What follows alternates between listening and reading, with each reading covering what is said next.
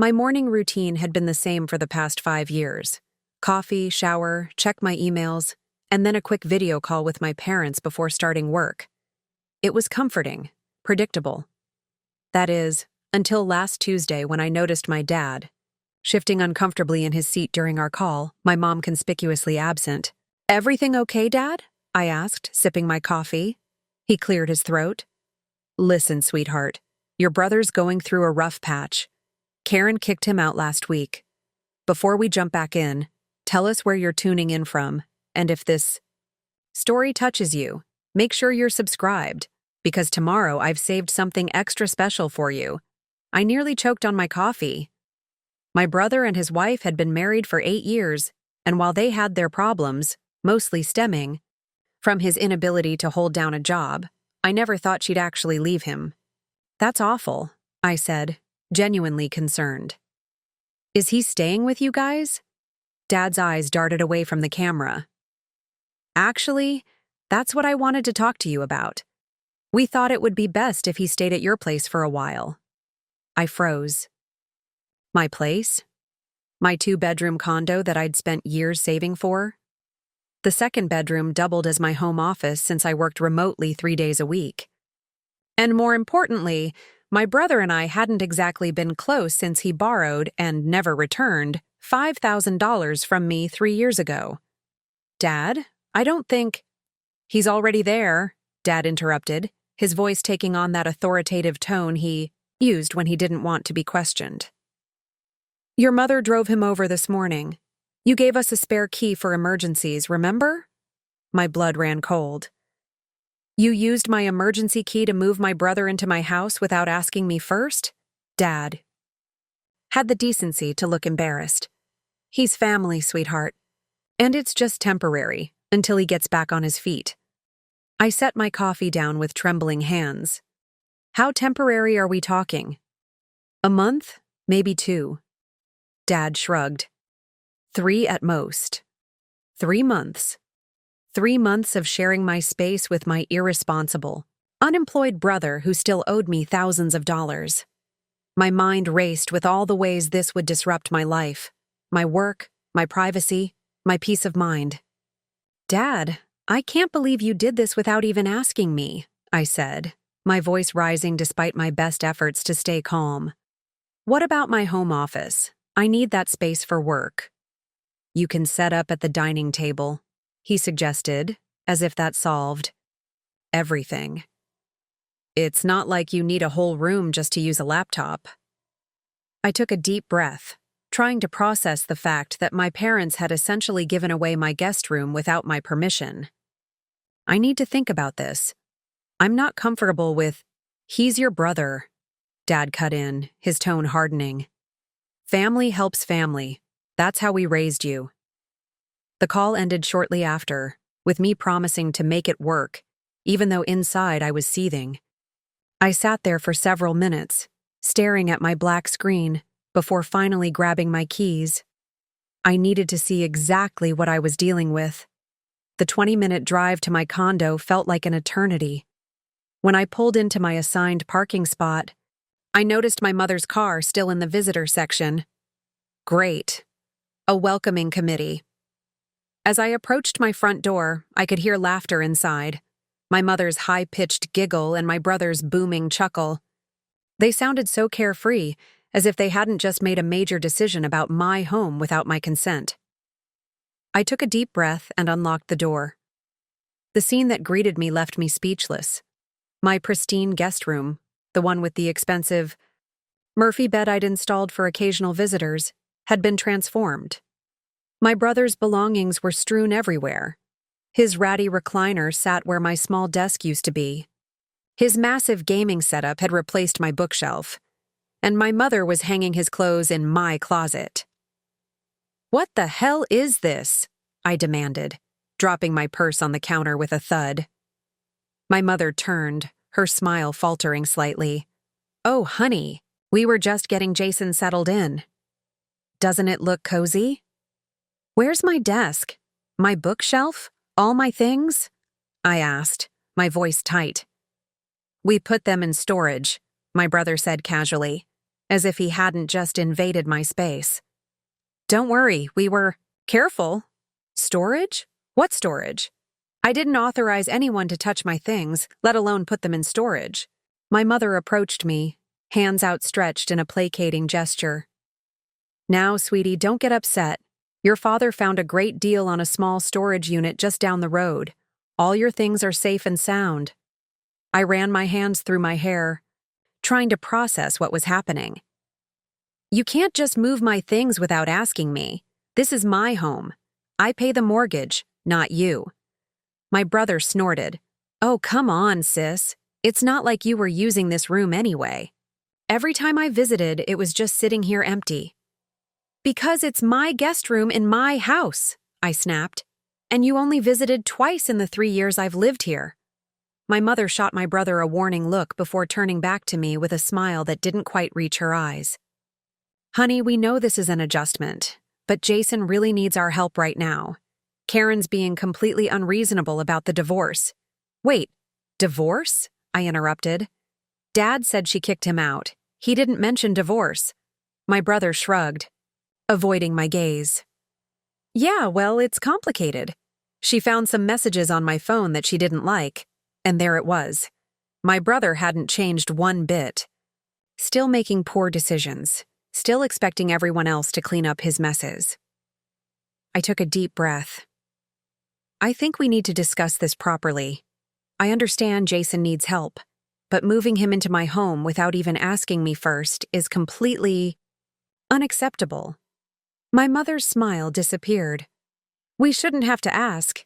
He's your brother. This is what family does. We help each other. Your father and I raised you better than this. Her guilt trip hit me like a physical blow.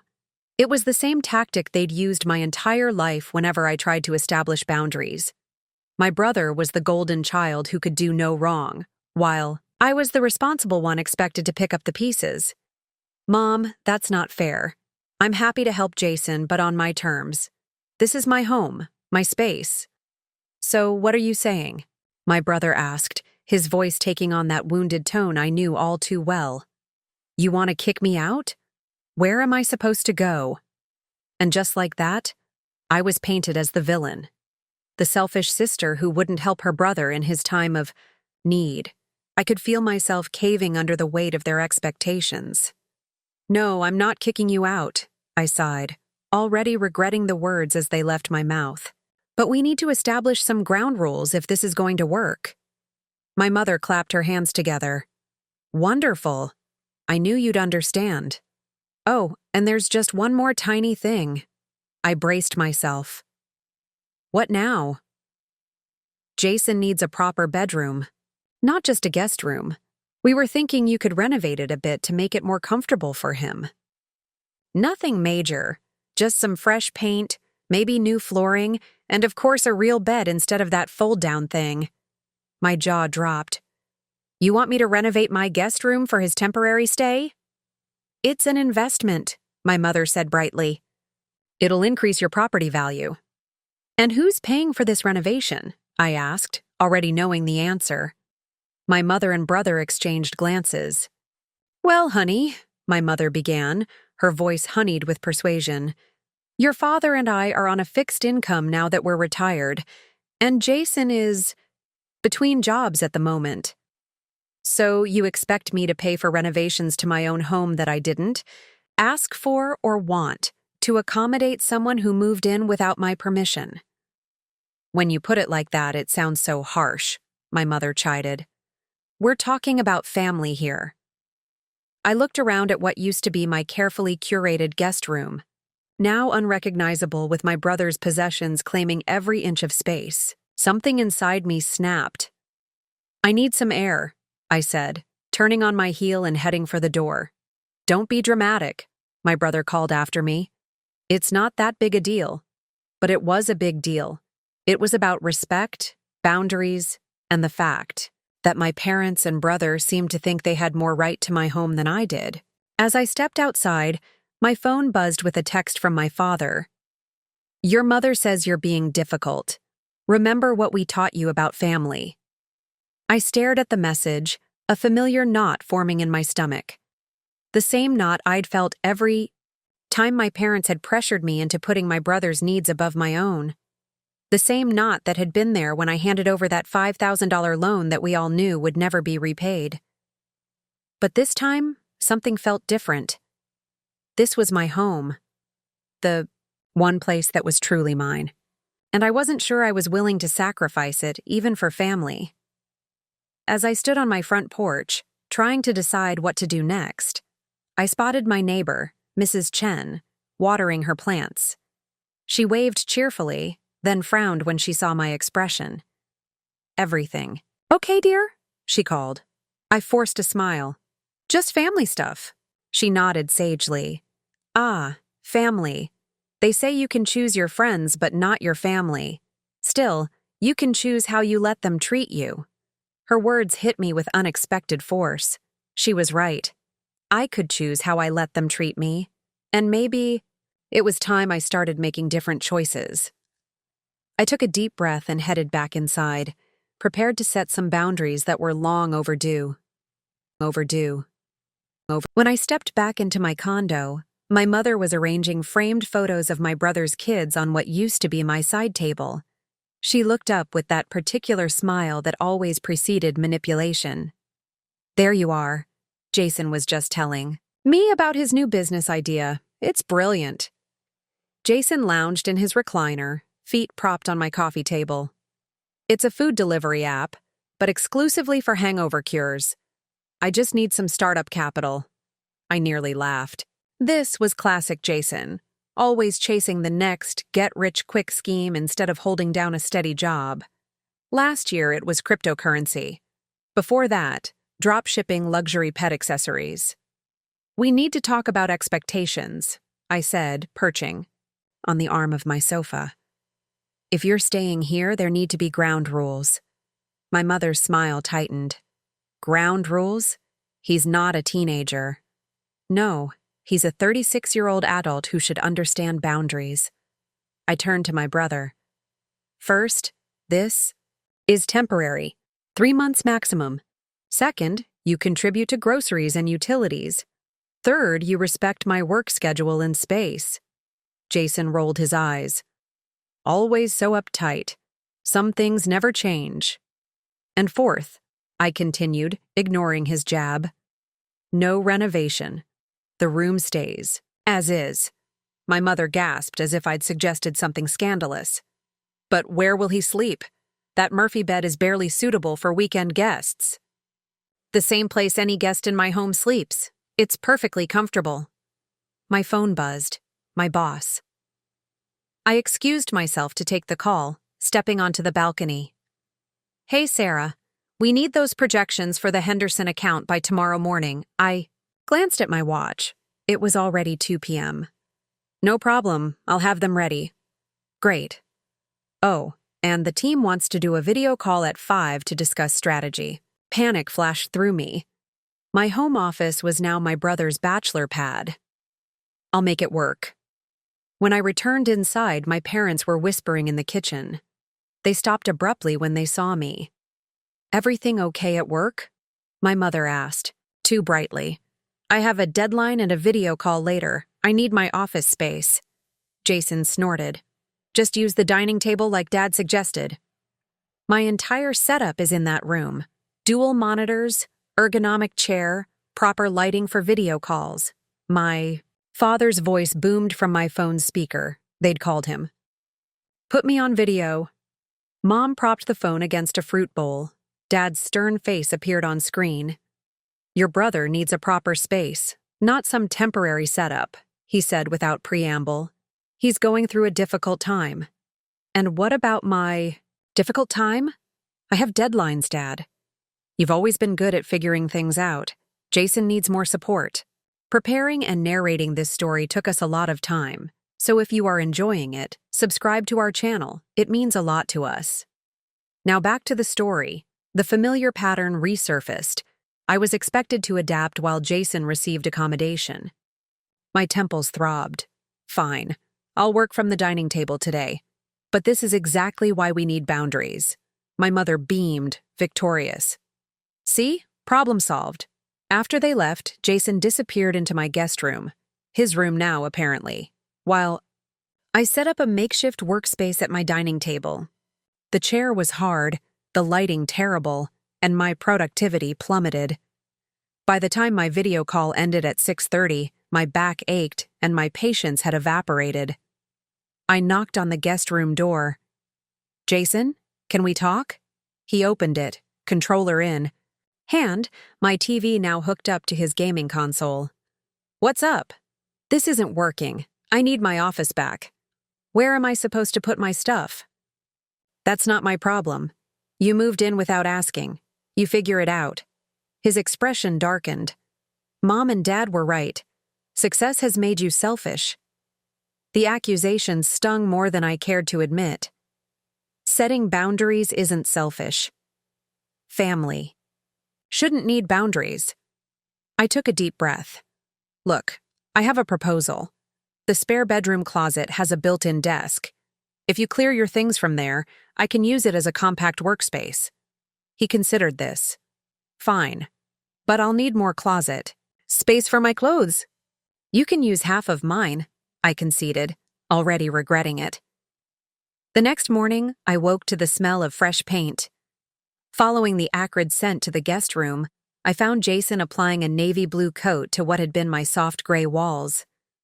"What are you doing?" My voice came out strangled. He shrugged without turning around. "Mom said you agreed to renovations." I explicitly said no renovations. That's not what she told me. He kept painting, unconcerned. "Besides, I already ordered a new bed. It arrives tomorrow." I stood there, speechless. My phone buzzed. A text from my mother. "Jason says the room is coming along beautifully. Your father and I are happy to split the cost of the new bed with you. It's $200. The audacity was breathtaking. I called her immediately. "I told you no renovations," I said the moment she answered. "Honey, be reasonable. He needs a proper space if he's staying for a while." "You said 3 months max. Why invest in renovations for a temporary stay?" A pause. "Well, about that. Karen sold their house. Jason might need a bit longer than we thought." My stomach dropped. How much longer? 6 months? A year? Until he gets back on his feet. The room spun. That wasn't our agreement. Agreements change when circumstances do. That's what family does. After hanging up, I sat on my couch, head in hands. This was no longer about a guest room. It was about my entire living situation being hijacked. That evening, Jason brought home takeout, his peace offering. As we ate, I tried a different approach. "When was the last time you paid rent anywhere?" He paused mid-bite. "What kind of question is that?" "A practical one. You're 36, divorced, unemployed, and living in my spare room. What's your plan?"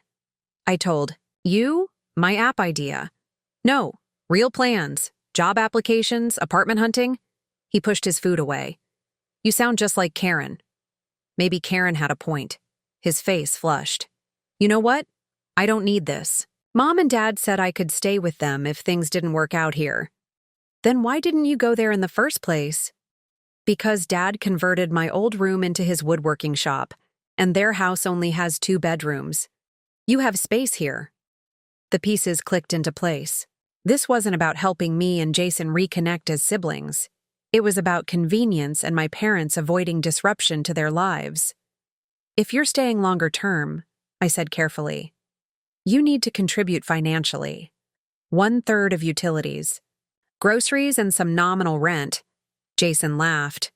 "With what money? I'm broke until my app takes off." "Then get a job. Any job. Below my skill level? No thanks." "Then this isn't going to work." He studied me for a long moment. "You've changed. You used to be more generous. And you used to be more responsible. I loaned you $5,000 3 years ago, money I'd saved for a vacation, and never saw a penny back. That was different. I was in a tight spot. And now I'm in one. My work depends on having a proper office space, which you've taken over. I'm not asking you to leave, just to compromise. Fine, he conceded. I'll look for a job. Happy? The next morning, I woke to find a credit card statement slipped under my door. $200 in charges from Home Depot and a furniture store. A note in my mother's handwriting read, "We took the liberty of ordering some essentials for Jason's room. We'll split it 3 ways. Your third comes to 167 XOXO. I called in sick to work for the first time in 2 years and drove to my parents' house. They seemed surprised to see me, especially mid-morning on a workday. "What brings you here, sweetheart?" my mother asked, ushering me inside. I silently handed her the statement and note. "Oh, the renovations. Your father has excellent taste in furniture. I never agreed to this." Dad appeared from his workshop, sawdust clinging to his shirt. "It's an investment in your property. That room needed updating anyway." "That's not the point." My voice trembled with carefully controlled anger. "You're making decisions about my home and finances without my consent." "We're trying to help both our children," Mom said defensively. "Jason needs stability, and you needed that room refreshed. What I need is respect for my boundaries." "Boundaries," Dad scoffed. Such a millennial concept. Something in me hardened. "I'm taking Jason's key back and changing the locks." Their expressions transformed from dismissive to shocked. "You would kick your own brother out?" Mom gasped. "I'm giving him a choice. Live by my rules or find another arrangement." Dad shook his head. "I didn't raise you to be this cold. You raised me to be independent and responsible. I'm both. Jason is neither, and enabling him isn't helping." I left with their disapproval heavy on my shoulders. When I returned home, a delivery truck was outside my building. 2 men were unloading a massive king-sized bed, far too large for the guest room unless they planned to remove everything else. "Stop," I called, hurrying toward them. "There's been a mistake. I didn't order this." The delivery man checked his tablet. "Order for Jason Miller? Paid in full, scheduled for today." "I'm the homeowner, and I'm canceling the delivery." After sending the confused delivery men away, I entered my condo to find Jason and my parents standing in the guest room, now completely transformed. The walls were navy blue, my Murphy bed dismantled in pieces on the floor, and new curtains hung on the windows. "What have you done?" I whispered. "We've been busy," Mom chirped. "Surprise." The bed was supposed to be the finishing touch, Dad added, frowning. "Where are the delivery men?" "I sent them away. This ends now." Jason stepped forward. "You can't just—" "I can and I am. This is my home. You have 2 options, stay under my terms or leave today." The silence was deafening. "What terms?" Jason finally asked. "Real rent, share of utilities, job within 2 weeks, no more renovations. And you repay the $5,000 you borrowed." "That's ridiculous," Mom interjected. "He's family." "Exactly. And family doesn't take advantage of family." Dad's face reddened. "If that's how you feel, maybe Jason is better off with us after all." "Maybe he is." The words hung in the air between us. A challenge. A line drawn. 2 hours later, Jason's belongings were packed back into his car. The guest room stood in disarray, half-renovated, paint fumes still lingering. My mother refused to look at me as they left. My father simply shook his head in disappointment. After they drove away, I stood alone, in the chaotic guest room, wondering if I'd done the right thing or destroyed my family in the process. 3 days of silence from my family felt like an eternity. I spent the weekend restoring my guest room, sanding down the half-finished paint job and reinstalling my Murphy bed. Every stroke of the paint roller felt like a reclaiming of my space, but the victory was hollow. My phone remained stubbornly quiet. No guilt-inducing texts from Mom, no lectures from Dad, no complaints from Jason. Just silence, which was somehow worse than their disapproval. Monday morning, I returned to my proper home office setup and tried to focus on work. The familiar comfort of my space should have been soothing, but I felt unsettled. Had I overreacted? Was setting firm boundaries worth the fracture in my family relationships?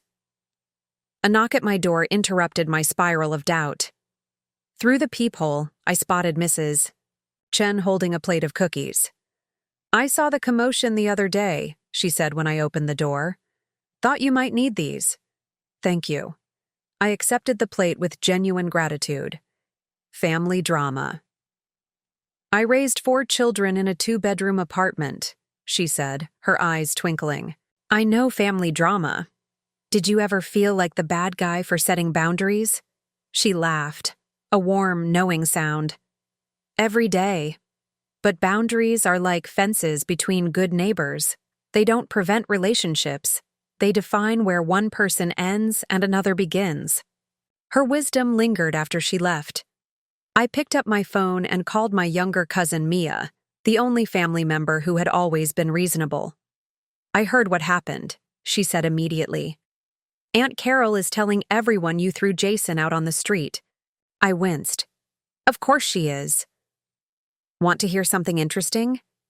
Dad told me Jason only lasted 2 days at their house before they had a huge fight. My eyebrows shot up. "Really? Over what?" "Jason wanted to convert Dad's woodworking shop back into his old bedroom. Said it was only fair since they made you convert your office." The hypocrisy was staggering. "What happened?" Dad refused. Said he'd spent thousands setting up his shop and wasn't dismantling it for a temporary situation. Sound familiar? I couldn't help but laugh. So they had boundaries when it affected their space, but I was selfish for having the same boundaries? Exactly. And now Jason's sleeping on their couch, complaining constantly, and Aunt Carol is running interference, making excuses for him. Uncle Tom is apparently spending all day in his shop to avoid the tension. The revelation was vindicating but also sad. The double standard had always been there. I had just finally refused to accept it. "Do you think I was wrong?" I asked softly. "No. But I think you broke a family pattern that's been in place for decades, and that's always painful." That evening, my doorbell rang again. I opened it to find my father standing alone, looking uncomfortable. "Can I come in?" I stepped aside, surprised and wary. He entered, surveying the restored guest room with raised eyebrows. "You've been busy. Fixing what shouldn't have needed fixing." He nodded slowly. "Your mother doesn't know I'm here." Secret mission behind enemy lines? I couldn't help the sarcasm. Something like that. He sat heavily on my couch. "Jason's driving us crazy." The admission hung in the air between us. I waited, sensing there was more. "He leaves messes everywhere. Stays up gaming until 3 a.m. Gets defensive when we suggest he look for work." Dad rubbed his face. "And he keeps trying to convince your mother that my workshop should be converted back to his room." "And how's that conversation going?" "Not well." A rueful smile. "Turns out I'm very attached to my space." The irony wasn't lost on either of us. "So you understand my position now?" He sighed deeply. "I understand we've been harder on you than we've been on him. Always expected more. Held you to higher standards." "Because I would comply and he wouldn't," I finished. "Because you were capable and he was." He trailed off, struggling for the right word. "Enabled," I supplied. "By all of us." Dad nodded slowly. "Your mother still thinks you were harsh, but I'm starting to see your point." He looked around my condo, the tidy space, the evidence of hard work and careful planning. "You built this yourself. You had every right to protect it." The acknowledgement so long overdue made my throat tight. "Thank you for saying that. Jason mentioned your terms. The rent, the utilities, the job requirement. And repaying the loan," I added. Dad nodded. They weren't unreasonable terms. We sat in silence for a moment, years of family dynamics shifting between us. "He's applied for 2 jobs," Dad finally said. "Nothing fancy, Retail positions? But it's a start. That's good. Your mother wants family dinner on Sunday. She won't say it, but she misses you. Will Jason be there? Yes. But I've had a talk with him. He knows things need to change. I wasn't entirely convinced, but it was a start. I'll be there. After Dad left, I felt a weight lift from my shoulders. Not everything was resolved, but acknowledging the problem was the first step toward fixing it. Sunday arrived with nervous anticipation. I brought dessert, Mom's favorite cheesecake from the bakery across town, as a peace offering. When I arrived, the atmosphere was tentative, but not hostile. My mother hugged me tightly. I've missed you.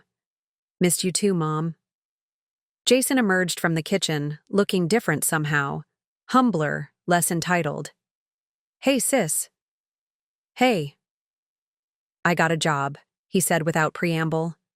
Assistant manager at the electronics store in the mall. Start on Monday. Congratulations.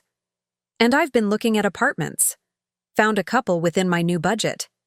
I nodded, genuinely pleased. That's great news. During dinner, the conversation flowed more naturally than I expected, when Mom tried to steer it toward familiar patterns, praising Jason excessively for basic adult responsibilities while minimizing my recent promotion. Dad gently redirected. Tell us more about your new position, he said to me. Sounds like a big step up. The shift was subtle but meaningful. After dessert, Jason pulled me aside. I've been thinking about what you said, about taking advantage. I waited, unsure where this was headed. I found this in my things while packing. He handed me a folded piece of paper, the original IOU for the $5,000 loan. I can't repay it all at once, but I've worked out a payment plan. He showed me a spreadsheet on his phone detailing monthly installments. The gesture was unexpected and touched me deeply. Thank you. That means a lot. I'm sorry about your guest room. It's fixed now. Still, I shouldn't have assumed. We rejoined the family in an easier silence than before. As the evening wound down, Mom pulled me into the kitchen on a transparent pretense of needing help with coffee. I may have been overly protective of your brother, she admitted, measuring coffee grounds with excessive focus. Coming from her, this was equivalent to a full apology. We all were, I said gently. But he's capable of more than we've expected from him. She nodded slowly. Your father seems to think so too lately. People rise or fall to our expectations, Mom. She squeezed my hand briefly. When did you get so wise? I had good teachers, I replied, even when we disagreed. 2 weeks later, Jason moved into his own apartment, a modest one-bedroom near his new job. I helped him move in, bringing a housewarming gift, a small desk for his bedroom. For your app development, I said with a genuine smile. When you're not working your day job, he laughed. Thanks. I'm actually rethinking the whole hangover food delivery concept. Too niche. Smart. As I was leaving, he stopped me. Hey, I've been meaning to ask. Would you consider being my financial advisor? Unofficially, I could use some help budgeting. The request was humbling coming from him. I'd be happy to. Maybe dinner at my place next week? I'll cook. You cook now?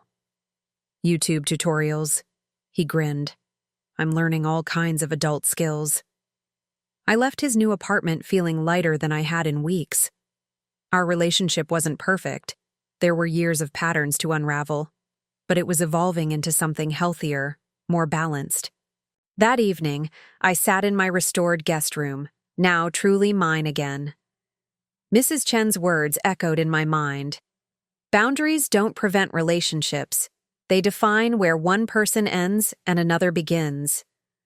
For the first time in my adult life, my family was seeing me clearly, not as the endlessly accommodating daughter and sister, but as a person with valid needs and limits. My phone buzzed with a text from Jason. Thanks for helping today, and for not giving up on me. I smiled as I typed my reply. That's what family does. the healthy kind. 3 months later, my brother had stuck with his job, made every loan, payment on schedule, and had even started dating again. Someone he'd met through a co-working space where he was developing a more practical app idea on weekends. My parents had adjusted too. Dad had started asking my advice about retirement investments, acknowledging my financial expertise. Mom still occasionally slipped into old patterns, but caught herself more quickly. As for my guest room, it remained exactly as I wanted it. A peaceful space for welcome visitors with clear expectations and mutual respect. And the first person to properly use it as a guest? Jason, when his apartment flooded during renovations. Just for a weekend, he'd said, overnight bag in hand. The Murphy bed is all yours, I'd replied. Coffee's at 7. He'd smiled, understanding the unspoken boundary. I'll bring bagels, and he did. Up next, you've got 2 more standout stories right on your screen. If this one hit the mark, you won't want to pass these up. Just click and check them out. And don't forget to subscribe and turn on the notification bell so you don't miss any upload from us.